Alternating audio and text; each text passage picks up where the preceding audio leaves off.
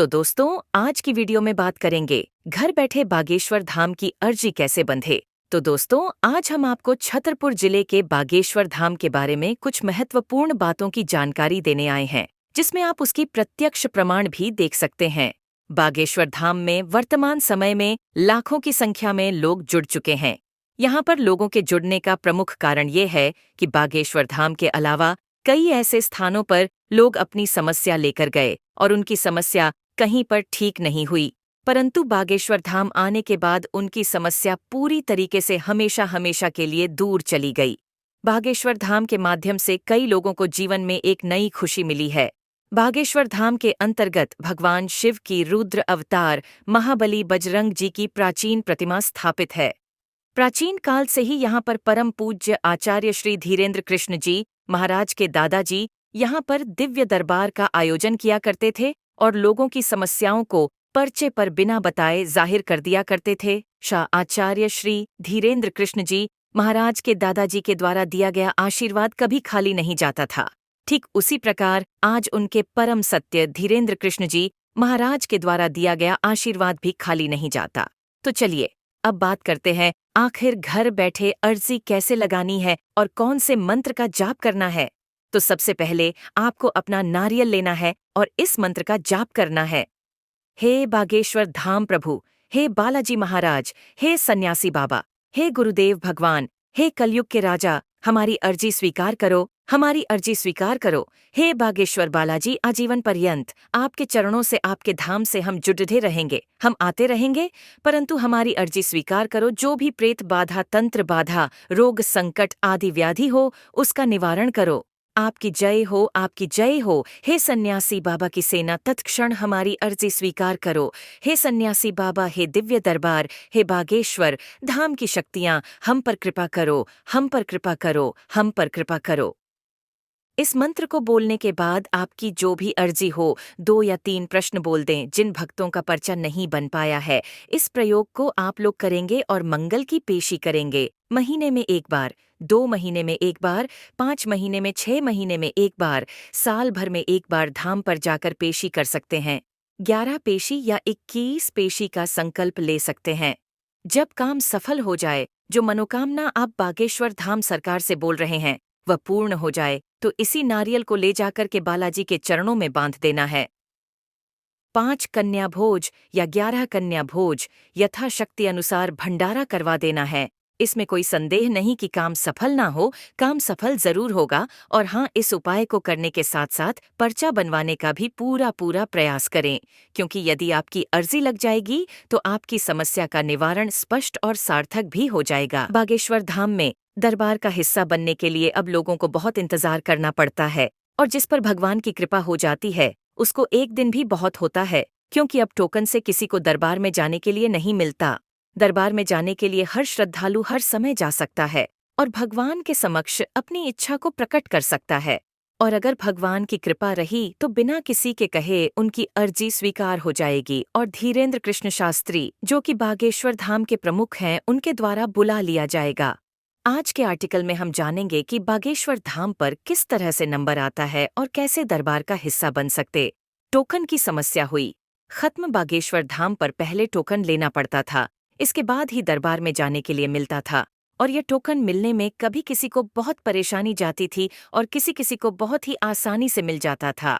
Token मिलने के बाद किसी का नंबर बहुत जल्दी आ जाता था और किसी का नंबर बहुत ही देर बाद आता था, और कभी कभी दरबार का कार्यक्रम भी निरस्त हो जाता था। वर्तमान समय की बात करें तो जब धीरेन्द्र कृष्ण शास्त्री जी दरबार लगाते हैं तो उसमें हजारों लोग एक साथ बैठते हैं, और उन बैठे लोगों में जिनकी भी अर्जी स्वीकार हो जाती है उनको लाखों की भीड़ से धीरेन्द्र कृष्ण शास्त्री जी के द्वारा बुलाया जाता है और उनकी समस्याओं का निराकरण किया जाता है। धीरेन्द्र कृष्ण शास्त्री के द्वारा टोकन की प्रक्रिया को बंद ही कर दिया गया है, क्योंकि धाम पर इतने ज्यादा श्रद्धालु आते थे कि टोकन किसी को मिल ही नहीं पाते थे और सबके नंबर भी नहीं लग पाए थे। वर्तमान समय में किसी के लिए कोई समस्या नहीं जाती, जिस पर भगवान की कृपा होती है उसका अचानक से नंबर लग जाता है। दरबार लगने की प्रक्रिया धीरेन्द्र कृष्ण शास्त्री जी के द्वारा। दरबार किसी भी समय लग सकता है।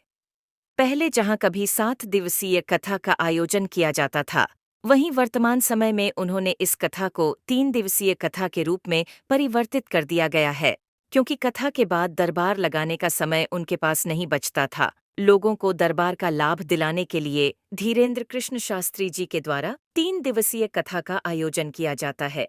जहाँ कहीं भी धीरेन्द्र कृष्ण शास्त्री भगवान श्री राम कथा या फिर हनुमंत कथा करने के लिए जाते हैं, वहीं पर दरबार का भी आयोजन करते हैं, ताकि सभी श्रद्धालुओं को इसका लाभ मिल सके। दरबार का लाभ लेने के लिए कोई भी व्यक्ति प्रत्येक बार बागेश्वर धाम नहीं पहुंच पाता। इसीलिए धीरेन्द्र कृष्ण शास्त्री जी के द्वारा यह एक छोटा सा प्रयास किया जाता है कि जहां भी जाएं वहां दरबार का भी आयोजन कर दें, ताकि लोगों को इसका लाभ मिल सके। साथ ही टोकन व्यवस्था खत्म होने में बाद धोखाधड़ी भी खत्म हो गई है, क्योंकि पहले बहुत से लोग टोकन लेने के चक्कर में ठगी का शिकार बन जाते थे, लेकिन अब ऐसा बिल्कुल नहीं हो रहा है। माने तो खत्म हो गया। साथ ही कौन से नियम का पालन करना चाहिए और किस मंत्र का हमें जाप करना होगा। दोस्तों, कहा जाता है कि परमात्मा सबके मन में बसते हैं। परमात्मा को सबके मन की बात पता होती है। दोस्तों, बागेश्वर धाम की परिक्रमा लगाते समय लोग इस मंत्र का जाप करते हैं और अपनी मनोकामनाओं को अप्रत्यक्ष रूप से बालाजी महाराज के समकक्ष रखते हैं। बागेश्वर धाम में आने वाले श्रद्धालु जो लोग अर्जी बांधते हैं, अर्जी बांधने से पहले इस मंत्र का जाप किया जाता है और सन्यासी बाबा को याद करके अर्जी बांधी जाती है।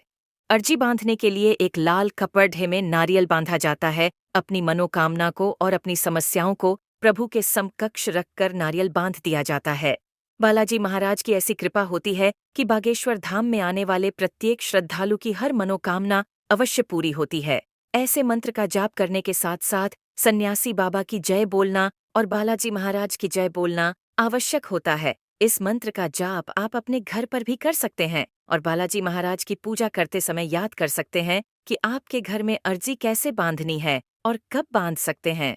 दोस्तों, बागेश्वर धाम में अपनी मनोकामनाओं की पूर्ति हेतु अर्जी बांधने के लिए लोग प्रतिदिन आते हैं, परंतु बागेश्वर धाम महाराज के अनुसार मंगलवार और शनिवार को सबसे ज्यादा मात्रा में लोग यहाँ पर अर्जी बांधते हैं। अर्जी बांधने के नियम। अर्जी बांधने के लिए अगर आप बागेश्वर धाम नहीं जा पा रहे तो आप नियम अनुसार अपने घर पर ही अर्जी बांध सकते हैं, परंतु आपको नारियल ऐसे स्थान पर बांधना होगा जो सुरक्षित हो। बागेश्वर धाम आकर भी आप लाल कपड़े में नारियल को बांध सकते हैं और अपनी मनोकामना बालाजी महाराज के समकक्ष रख सकते हैं।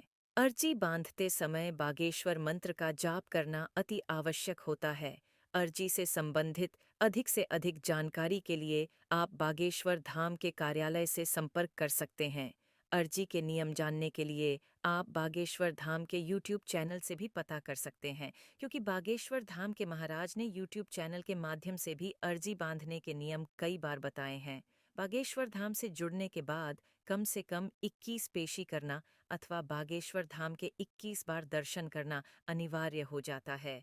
बागेश्वर धाम की पेशी करने के लिए आपको मंगलवार और शनिवार का समय उचित रहता है, परंतु भीड़ ज्यादा होने के कारण आप यहाँ पर किसी भी दिन आ सकते हैं। समय अनुसार जब बागेश्वर धाम में टोकन जमा होते हैं तो आप टोकन जमा कर सकते हैं। यदि लिस्ट में आपका नाम आ जाता है तो आपको कांटेक्ट किया जाता है। इसके बाद आप बागेश्वर धाम के महाराज से मिल सकते हैं। साथ ही अब तो बागेश्वर धाम सरकार ने अपने फ़ोन नंबर भी सार्वजनिक कर दिए है, कोई भी उनसे बात कर सकता है।